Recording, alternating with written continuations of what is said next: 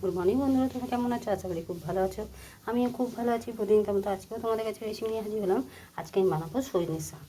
শাক তো অনেক রকমভাবে অনেক শাক খেয়েছো, কিন্তু সজনের শাক কারা কারা খেয়েছো সেটা অতি অবশ্যই জানাবে।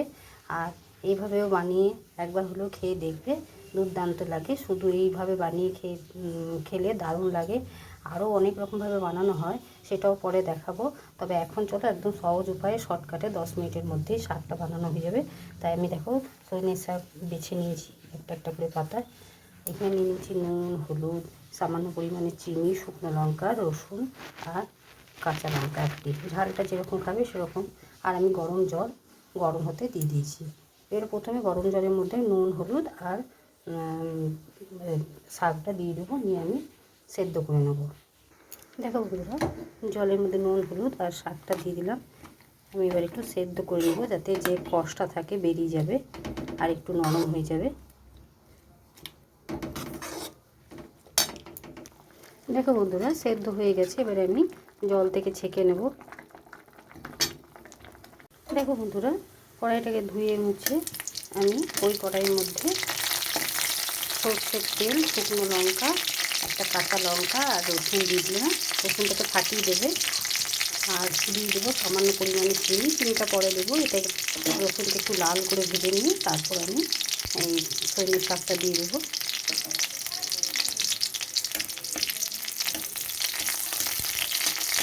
আর নুন হলুদের দরকার নেই, কারণ আগে আমি নুন বেশ খানিকটা দিয়ে সেদ্ধ করে নিয়েছি। তাও তোমরা একবার চেক করে দেখে নেবে, যদি দরকার হয় তো একটু দিয়ে দেবে। দেখো বন্ধুরা, রসুনটা ভাজা হয়ে গেছে। এবারে দিয়ে দেবো শাক। দেখো বন্ধুরা, এরপর দিয়ে দিলাম চিনি আর খুব সামান্য পরিমাণে নুন। চেক করে দেখে নিলাম যে নুনের পরিমাণটা একটু কম লাগছে, তাই আমি নুনটা দিয়ে দিলাম। আর সামান্য পরিমাণে কয়েক দানা চিনি দিয়ে দিলাম। এবারে আমি খুব ভালো করে নেড়ে চেড়ে একটু শুকনো শুকনো করে নেব, তারপর নামিয়ে নেব।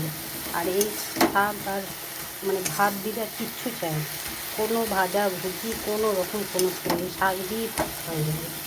একবার হলে এইভাবে শর্টকাট উপায়ে শাক বানিয়ে খেয়ে দেখবে সজনের শাক। আরও অনেক রকমভাবে হয়, সেটাও পরে দেখাবো। আজ আমি একদম সিম্পলভাবে অতি সহজে বানানোর পদ্ধতি দেখিয়ে দিলাম।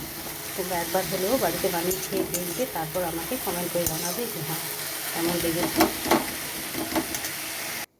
দেখো বন্ধুরা, হয়ে গেছে।